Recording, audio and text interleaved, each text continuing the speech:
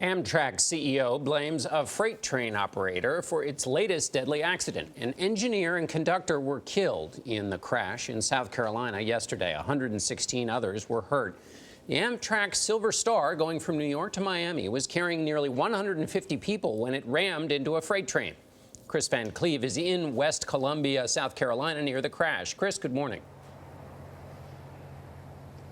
Good morning. This is the third deadly Amtrak crash in less than 2 months. The train came down these tracks after encountering a switch that was apparently in the wrong position. That put the train on a deadly collision course.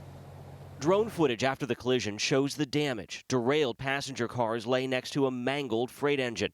Amtrak Train 91 had just left Columbia, South Carolina. At around 2:35 Sunday morning, investigators say a track switch was locked in the wrong position, diverting the Amtrak train onto a side track where it collided with the parked freight train and derailed. The only thing you heard was just the train car just shaking. The seats came up off the floor, glass came out all over the train. The National Transportation Safety Board is now investigating why the switch was incorrectly set. About 80% of freight railroads across the country do not have automatic stop technology called positive train control, or PTC, installed. NTSB Chairman Robert Sumwalt. A fully operational positive train control system could have avoided this accident. That's what it's designed to do. Initial reports are the train was going about 59 miles an hour when it struck the CSX freight train. Take a look at what that does to the passenger cars.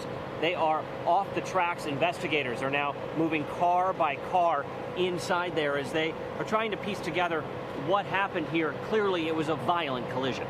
Killed in the crash was conductor Michael Sella and engineer Michael Kempf. Kempf's brother Richard said his brother's death could have been prevented. Well, somebody forgot to throw a switch. We're all human. We all make mistakes. And it happened. He forgot to throw that switch. Freightline CSX controls these tracks. The company, in a statement, expressed its condolences and says it is working with investigators, but did not address why that switch was in the wrong position. The NTSB has recovered the forward-facing video camera on that Amtrak train. Gayle? A lot of questions about the switch. Very hard to hear. Thank you very much, Kris.